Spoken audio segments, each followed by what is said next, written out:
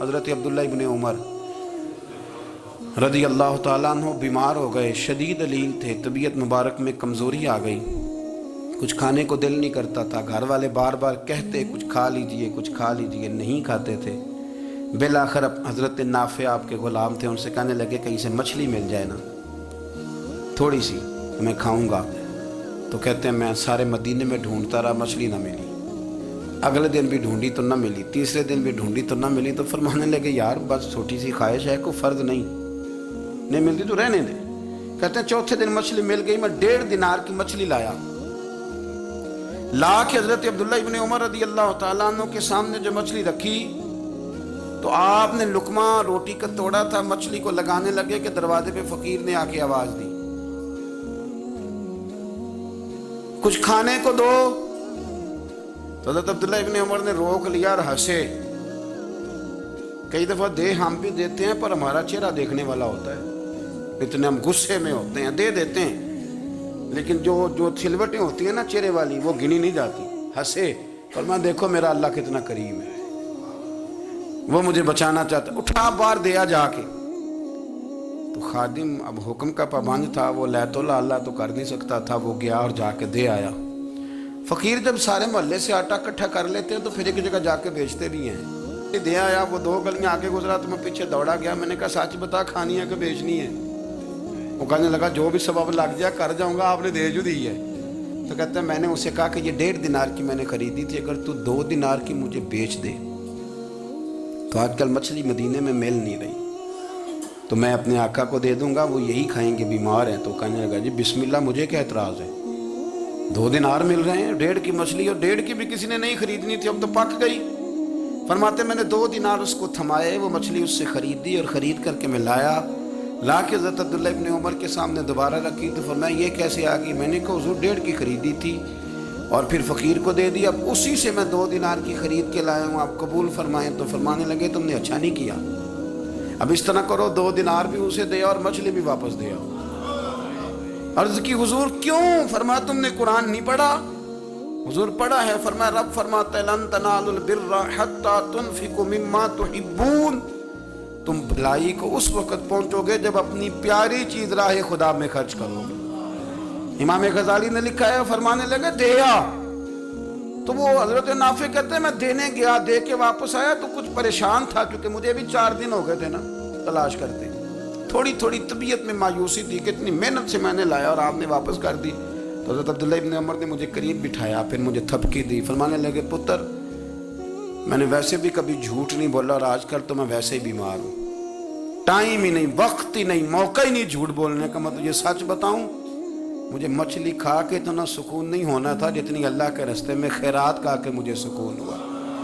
تو تجھے تو میری راحت سے غرض ہے نا کہ مجھے راحت کیسے ہوتی ہے، تو مجھے سکون ملا ہے راہ خدا میں دے، میں نفسانی خواہش پوری کر لیتا تو یہ میرا نفس کل پھر مجھ سے مچھلی مانگتا، پرسوں کہتا نہیں چھوٹے گوشت کی یخنی بھی چاہیے۔ ہم لوگ الجھ گئے ہیں، بہت بڑے قیدی ہیں اپنے آپ کے، بڑے قیدی ہیں، سارا دن اپنی خواہشات کی تکمیل میں بھاگے رہتے ہیں، بڑے بڑے سونے نوجوان۔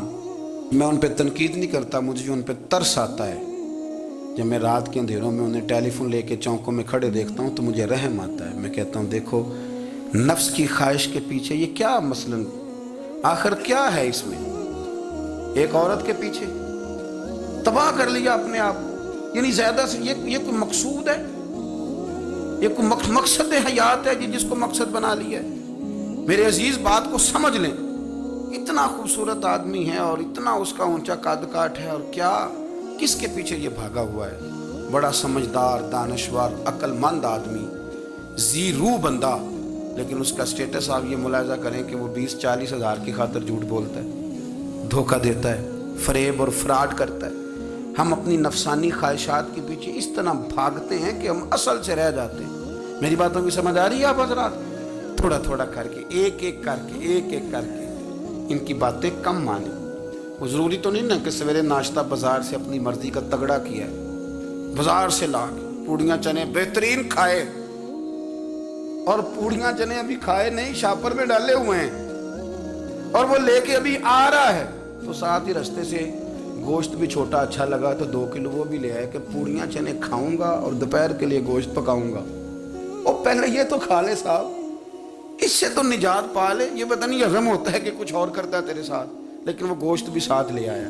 यानी टेबल पर, नाश्ते के टेबल पर बैठ के फैसला हो रहा होता है कि हमने क्या खाना है, हमने किधर जाना है। संगियो याद रखो, बातों को समझो और गौर करो। ये थोड़ा थोड़ा करके जब हम छुटकारा हासिल करने की कोशिश करेंगे ना, छुटकारा हासिल करने की, कई जगह से, किसी जगह से अगर आपको तंबी होती है ना, तंबी, उसमें भी बड़ा मज़ा आता है। उसमें भी बड़ा, हमारे एक बुजुर्ग थे, तो एक दिन ना मैं गया तो कहने लगे अल्हम्दुलिल्लाह आज मैं बड़े सुकून में हूँ। मैंने कहा जी वो क्या हुआ? कहने लगे मैं अपने आप को बड़ा पीर साहब समझने लग गया था। तो एक वापडा के किसी आदमी से काम था, तो मेरे एक दोस्त ने मुझे कहा कि पीर साहब उसको टेलीफोन कर दें, सुना है आपका अकीदतमंद है।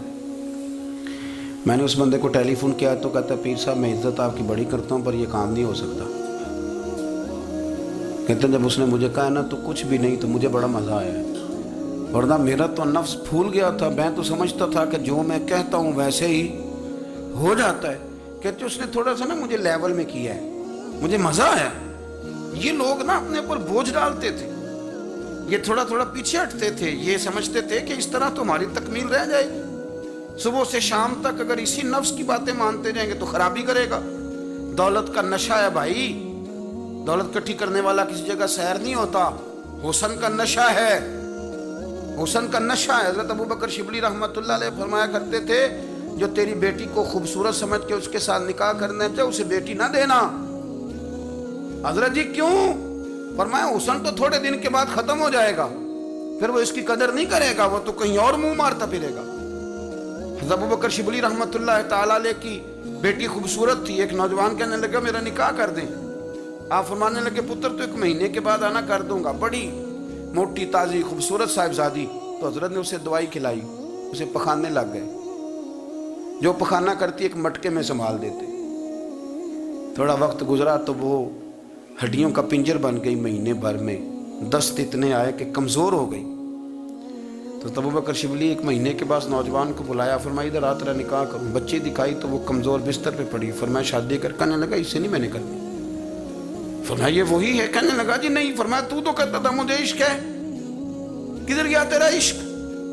कहने लगा हजरत साहब आप कैसी बात कर रहे हैं? फरमाया इधर आ। फिर वो मटका जिसमें गंद रखा था वहां ले गए। फरमाने लगे तेरा इसके साथ इश्क था, ये है तेरा इश्क। फरमाया इसे तो मैं 4 दिन रोटी खिलाऊंगा फिर तंदुरुस्त हो जाएगी, लेकिन मैं देखना चाहता था कि तू मेरी बेटी से प्यार करता है या उसके चेहरे पे आने वाली कुछ वक्त के लिए सुर्खी से प्यार करता है, उस लाली से प्यार करता है जो जवानी के वक्त बच्चों और बच्चियों पे आती है। किस चीज के दिल दादा? यानी क्या मतलब? नफ्स की गुलामी, सरासर गुलामी। और पलट पलट के और बड़े बड़े सियाने बंदे छोटी सी ख्वाहिश के लिए। बड़ा समझदार आदमी, बड़ा सियाना बंदा। मैं एक बड़े बुजुर्ग आलिम थे, मैं एक दफा मिलने गया तो पाए पका रहे थे, खुद पाए पका रहे थे। तो वो बड़े प्यार की बात होती है ना जी। तो तामत बांधी हुई और बड़ी जनाब खस्ता हाली और वो पाए पका रहे हैं। तो मैंने उनसे कहा, मैंने कहा हजरत जी पाए तो किसी और ने भी पका लेने थे, आप बुखारी लेके बैठते, चलो मेरी तरह का कोई बंदा आपसे इस्तेफादा भी कर लेता। अब पाए आप लाएंगे, फिर पकाएंगे, फिर आप खाएंगे, तो ये तो 24 घंटे आपके इसी काम में गुजर जाएंगे। तो ये एक छोटी सी ख्वाहिश के लिए, मैं किसी चीज़ को हराम नहीं कह रहा। कुरान पाक की जो आयत पढ़ी है सिर्फ उसकी तफसीर आपके सामने अर्ज कर रहा हूँ। हमारी ख्वाहिशात माँ पालती है, आपको नहीं पता कितने दुख सहती है। मैं उन माओं को जानता हूँ जो बेटे के हिस्सों की मार भी उसके अब्बे से खाती है, मार खाती हैं वो। एक खातून है, कान से सुनता नहीं, मेरे पास एक दफ़ा आई, कहने लगी 60 लग गई सी, कोई दुआ कर दें या कोई वजीफ़ा पर, डॉक्टर कहते हैं ठीक नहीं हो सकते। मैंने कहा बाजी सही बताओ मसला क्या है? कहने नहीं कुछ भी नहीं, मसला क्या होना है, पुत्र गलत निकल आया है, उसका बाप रोज़ मारता है, आज मैं आगे गई हूँ तो उसने एक थप्पड़ मेरे कान पे मार दिया, तो पर्दा फट गया।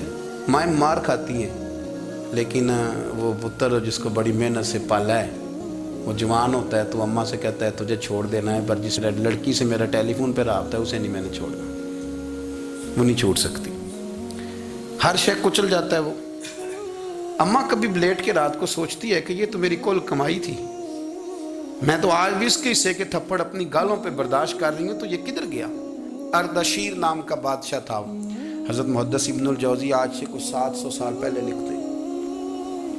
اردشیر بادشاہ بڑا خوبصورت تھا، جوان تھا، بڑا عقل مند تھا۔ اس نے اس طرح کی قریب قریب کی ساری ریاستوں پہ قبضہ کر لیا۔ بڑا عقل مند زیرک تھا، قبضہ ہو گیا۔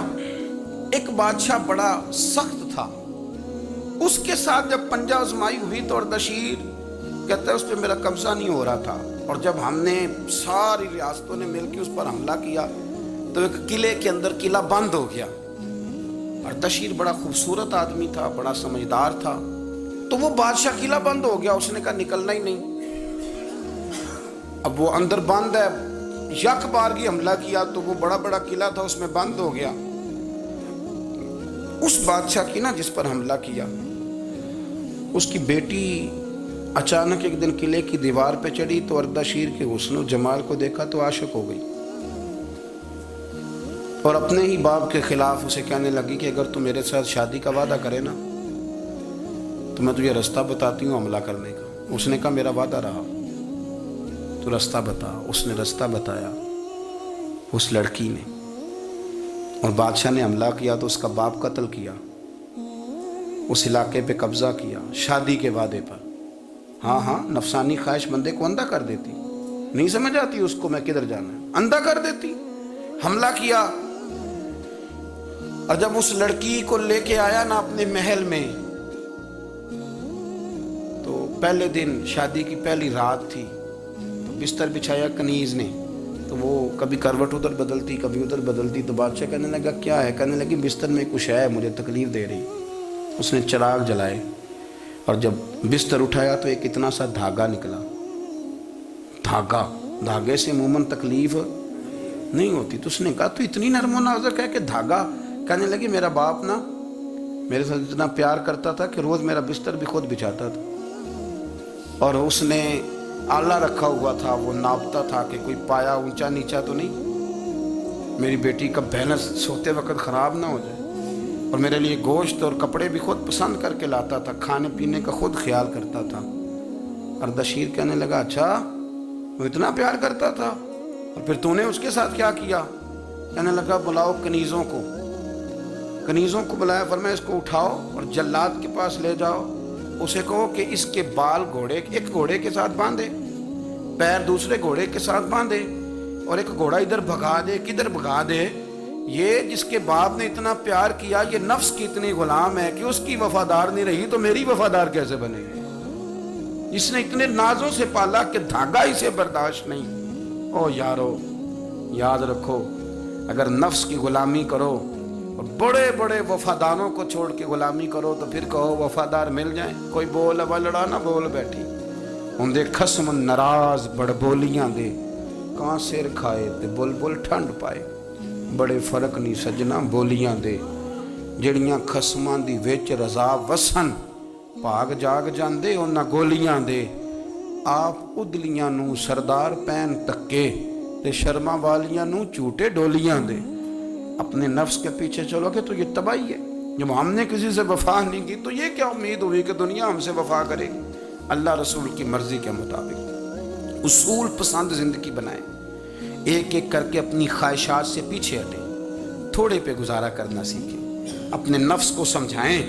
ضروری نہیں کہ روٹی ہر وقت مزے کے لیے کھائی جائے، کبھی کمر سیدھی کرنے کے لیے خشک روٹی بھی کھا کے دیکھو، کبھی سادہ کھانا اس پہ بھی اکتفا کرو، کبھی تھوڑا کھر کے اچھے طریقے سے سادے کمرے میں بھی اللہ کو یاد کر کے دیکھو۔